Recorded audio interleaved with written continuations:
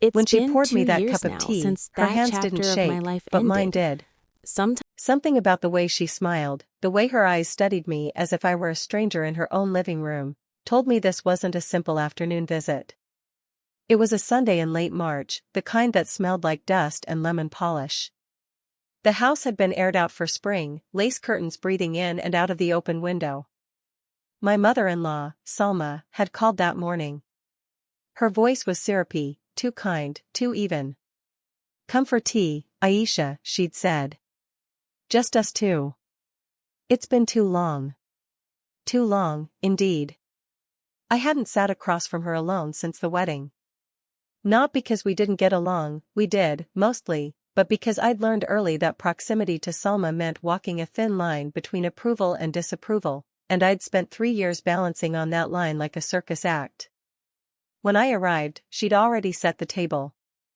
2 porcelain cups, the ones with gold rims she never used for anyone else. A plate of butter biscuits, still warm, and a small bowl of almonds she'd blanched herself. The air smelled faintly of cardamom and rosewater, the scent she always wore when she wanted to soften bad news. She gestured for me to sit. "You look tired, Beta," she said, tilting her head the way she did when she pretended concern. I smiled, automatically. "It's just work, Amy. And maybe Adam's new school routine." She nodded, her earrings catching the light. "Yes, the boy is growing fast. Tell me, what does he say about his grandmother these days?" I took a sip of tea to stall. "He says you make the best parathas." Her lips curled upward, but her eyes didn't join the smile. They lingered on me, studying. We sat in silence for a moment, the kind that hums like an approaching storm. Then she said quietly, "I've been thinking about the future, Aisha. About the family. About who carries it forward." That sentence, it fell between us like a dropped plate. I should have asked what she meant, but instead, I heard myself say, "That's nice, Amy," as if it were a casual comment. Inside, my stomach tightened. Because I knew that tone. It was the same one she used the day she told me, after my engagement, a wife's duty isn't just to love her husband, it's to protect his name. Normal life/setup. Before I married Imran, I was an ordinary schoolteacher, quiet, content, raised by a single mother who believed that peace was worth more than pride. Imran was my first real love, patient, funny, the kind of man who noticed when someone refilled his water glass. His mother, though, had a presence larger than the room she stood in. Salma Begum, respected, traditional, elegant. The kind of woman whose approval was spoken of in whispers. When I entered her family, I entered her world, a house where the portraits of ancestors hung higher than the TV, and decisions were made over the sound of boiling chai. At first, she liked me. Or maybe she liked the idea of me, quiet, polite, easily molded. She praised my cooking, taught me to fold her embroidered tablecloths properly, and introduced me at family gatherings as our Aisha, the teacher. But when our first child, Adam, was born, something shifted. She began visiting more often. At first it was sweet, bringing soups and baby clothes. But then she'd rearrange my cupboards, or correct how I rocked the baby. "He'll grow crooked if you hold him like that," she'd say, half smiling. Imran said, "She just wants to help." I tried to believe that.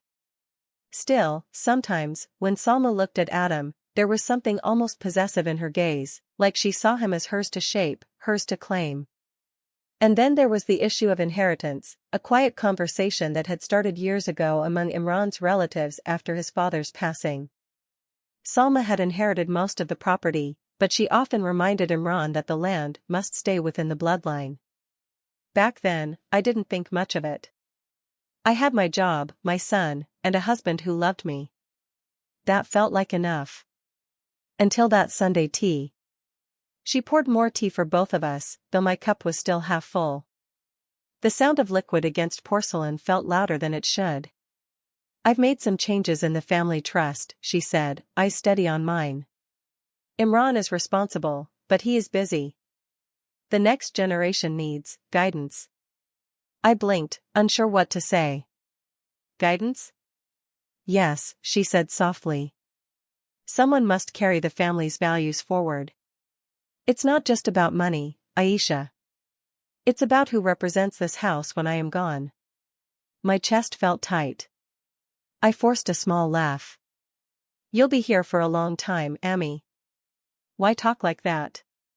She smiled again, that same gentle, knowing smile. Life is uncertain, Beta. That's why I invited you. To see who truly understands what it means to belong to this family. Her words floated around me, heavy and sweet. I didn't understand then, but later, I would realize, that afternoon, over cardamom tea, she wasn't testing my manners. She was testing my worth. She was, in her own quiet way, deciding which of her grandchildren, mine, or my sister-in-law's, would inherit her estate. And somehow, the decision would depend on me. That evening, I drove home with the windows down, letting the cool air hit my face. Imran was reading Adam a bedtime story when I walked in. He looked up and smiled, that tired, soft smile I'd fallen in love with years ago. How was Amy? He asked. I hesitated. Strange, I said. She kept talking about the future, about heirs. He laughed lightly. She's always planning something. You know her. I wanted to believe that, but her words kept echoing, to see who truly understands what it means to belong. I didn't sleep much that night. Every time I closed my eyes, I saw her gaze, calm, measured, judging. And I had a feeling she'd already begun her test. The first clue came a week later, small enough to ignore, but sharp enough to sting. Adam came home from a visit to his grandmother's house carrying a new toy car, shiny, expensive, the kind of thing Salma never gave without purpose. When I asked where he got it, he said, Nanny said I'm her little prince. She said I have to be strong like Baba, and smart like her.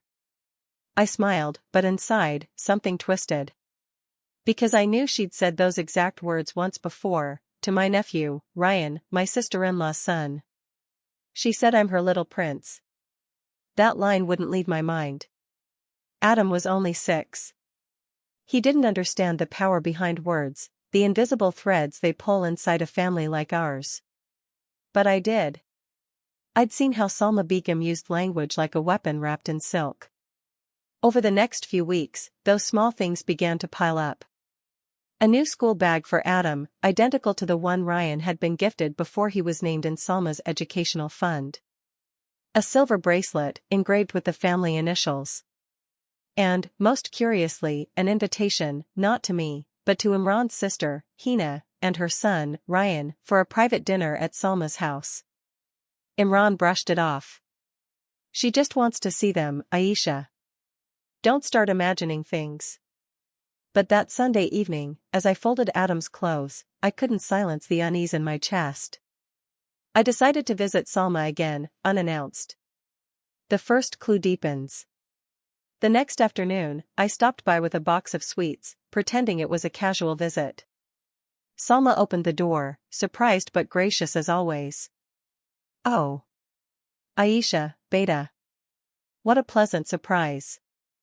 Inside, the house smelled of freshly cooked biryani and jasmine. The dining table was set for 3, not 2, not 4. 3.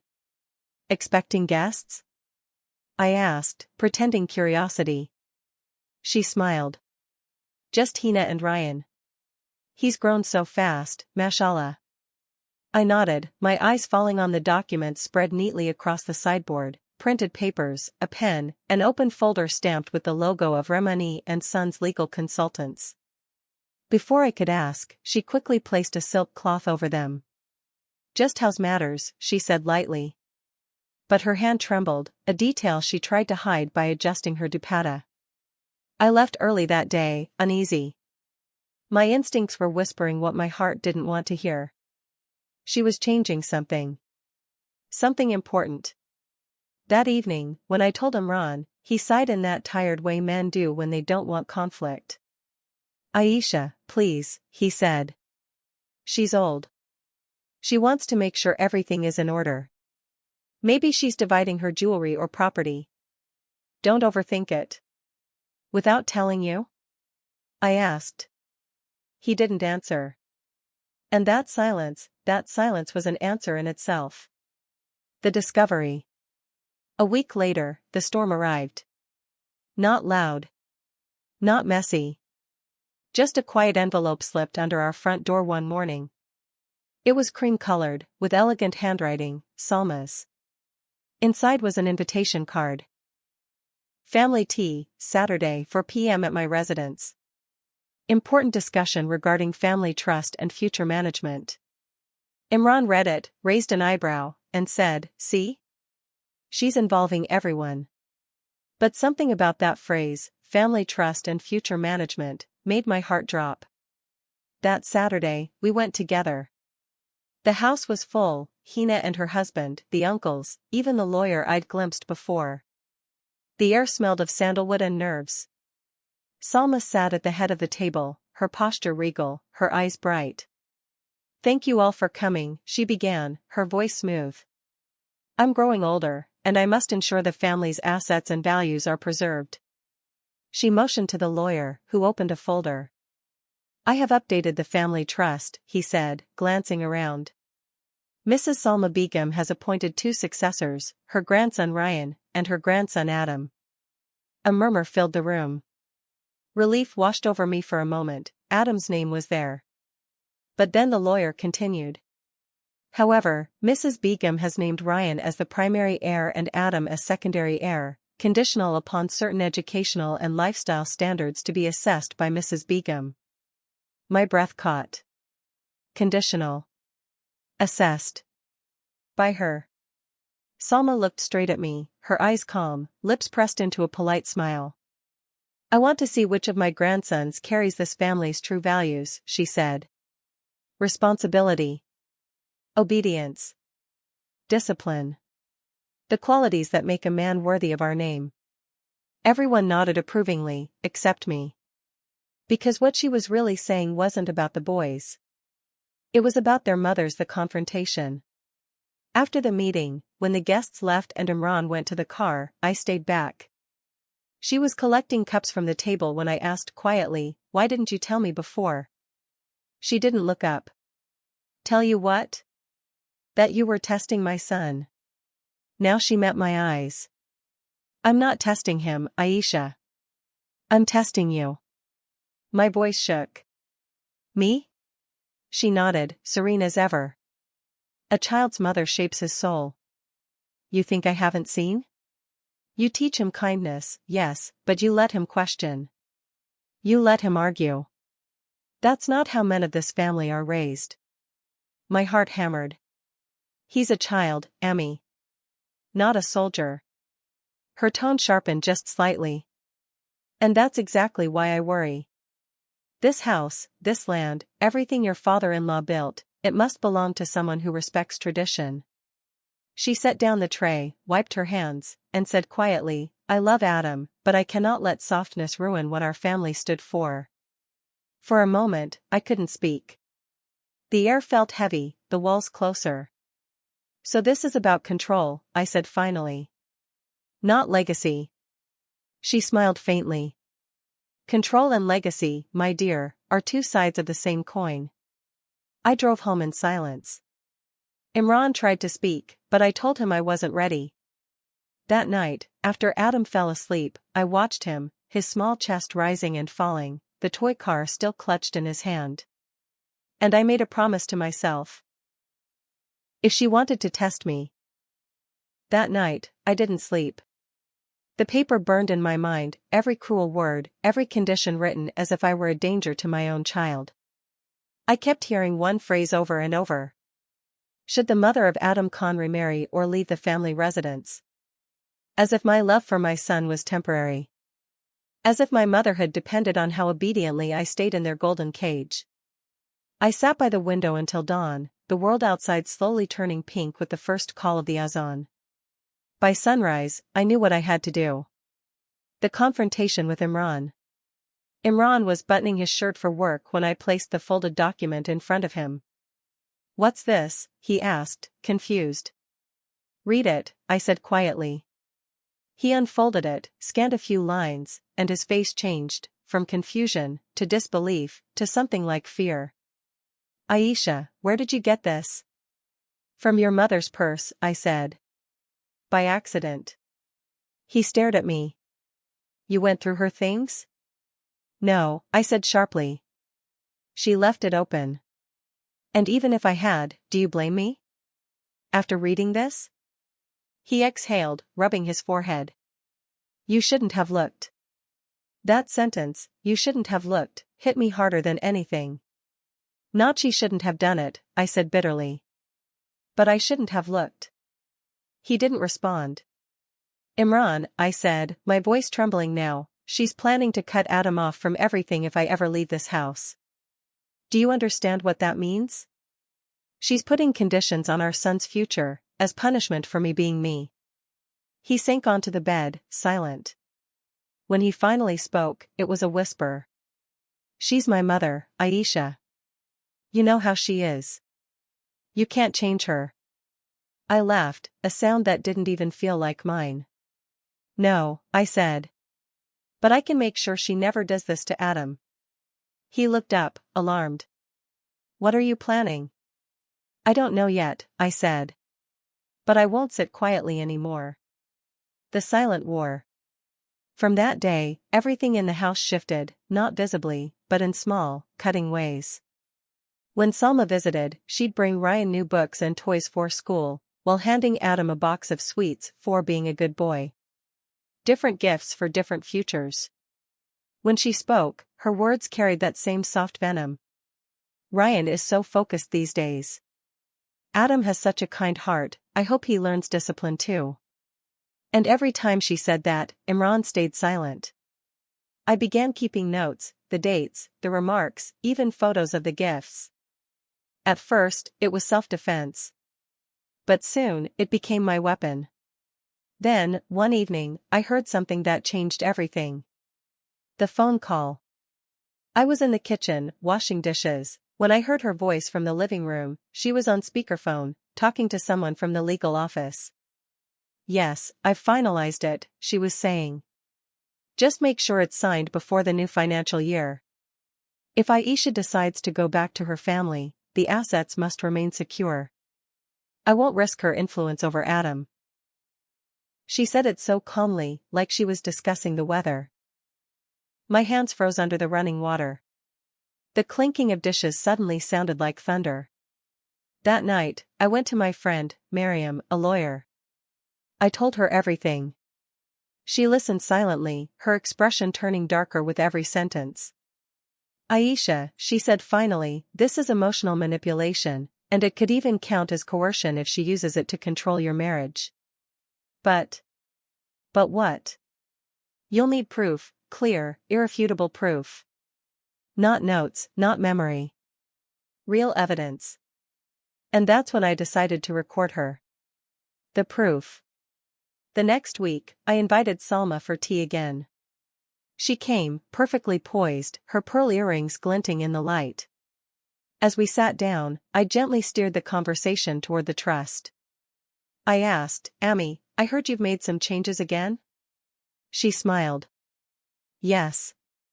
Just small clarifications." I tilted my head. "Like what?" She sipped her tea slowly, savoring the control she held. "Just protections, Beta. For the family. You never know when a woman might get restless." "Restless?" I echoed, keeping my voice calm. She smiled thinly. "You're still young. Sometimes young wives think they can leave and start over. I just want to ensure that if such a thing happens, the family wealth stays where it belongs." Her words landed like knives, but inside, I was steady. Because my phone, resting innocently on the table beside the teapot, was recording every word. The breaking point. A week later, the family gathered again, another dinner at her house, this time to celebrate the finalization of the new trust. The air was thick with pride and perfume. Everyone congratulated her on being so wise. When the lawyer handed her the folder to sign, she paused for a moment, her pen hovering over the paper, then smiled. That's when I stood up. Before you sign, I said, my voice calm but loud enough for everyone to hear, I think everyone should listen to something first. All eyes turned to me. Imran's face went pale. I took out my phone, pressed play. Her own voice filled the room. You never know when a woman might get restless. I just want to ensure that if such a thing happens, the family wealth stays where it belongs.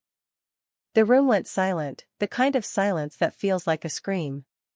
Hina's husband coughed awkwardly. The lawyer froze. Even the clock on the wall seemed to stop ticking. Salma's face drained of color.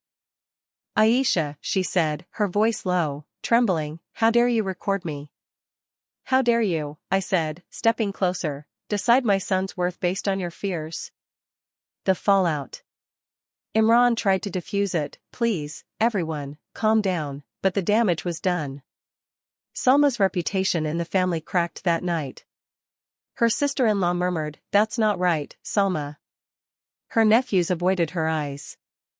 For the first time, her authority was questioned, not by anger, but by truth. I didn't stay for the rest of the dinner. I took Adam's hand, and we left. It's been almost a year since that evening.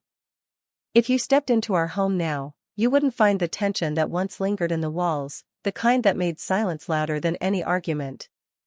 You'd find something quieter, humbler, and somehow warmer.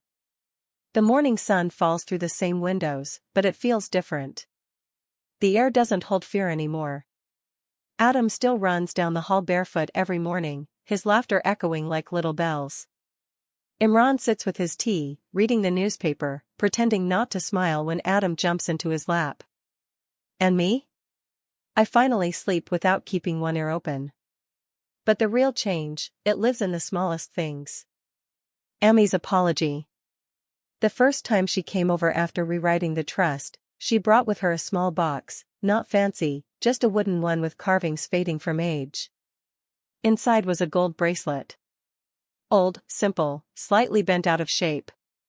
She said, this was mine. I got it when I married Imran's father. I want Adam's mother to have it. Her words caught me off guard. For months, I had imagined how I might face her again, whether I'd forgive her, whether I'd stay cold and distant. But in that moment, when I saw her trembling hands holding that box, I realized, this wasn't pride anymore. This was peace trying to find its way home. I didn't say much. I just took the bracelet, held her gaze, and said, thank you, Amy. That night, I wore it to bed, not as jewelry, but as a symbol. A circle once broken, now mended. Imran's awakening. Our marriage wasn't the same after that storm, and maybe that was a good thing. For years, I had lived half-voiced, always trying to please his mother, always keeping peace that never belonged to me. But after what happened, something in me shifted, I stopped shrinking. And to my surprise, Imran didn't resist it. He started to see me. Really see me. One evening, he found me sitting in the garden, pruning the jasmine plant I'd grown from a cutting I'd taken the year we got married. He said quietly, you were right. I should have stood up sooner. I looked up. The light was fading, painting his face gold. You did what you were taught to do, I said. Obey. Respect. Protect. You just forgot that sometimes, the one who needs protection is right beside you. He nodded, his throat tightening. Then, softly, I don't want to lose you again, not to fear, not to silence.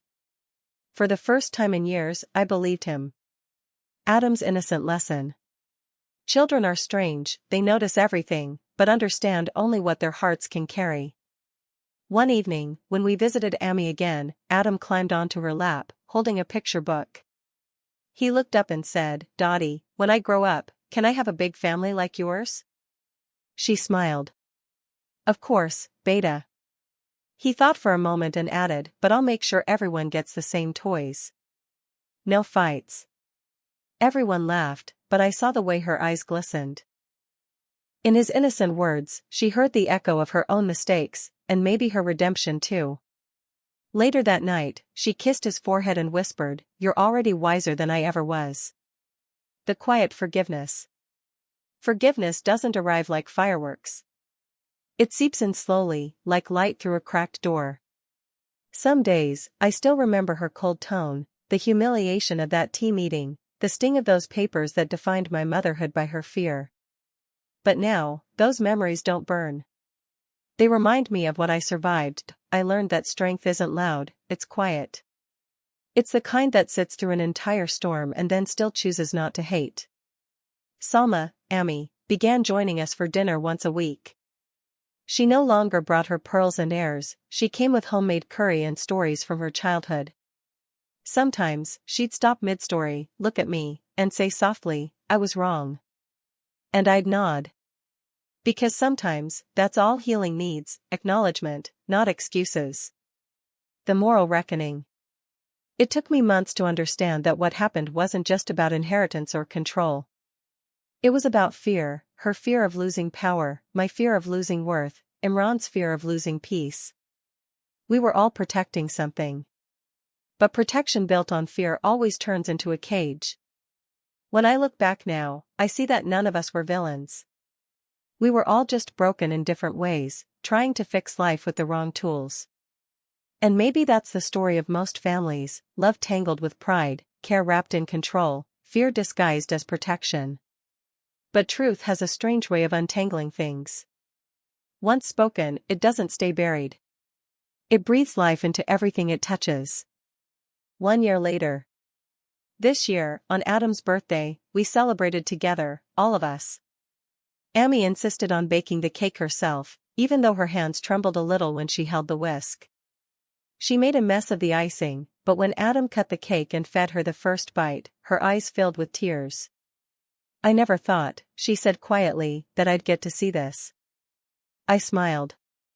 "What?" She looked at the two of us, her son and me, standing together, peaceful. "This," she said. "Family that doesn't break, even when it bends." And I realized she wasn't just talking about the cake. My reflection. Sometimes I wonder, what would have happened if I had stayed silent that day?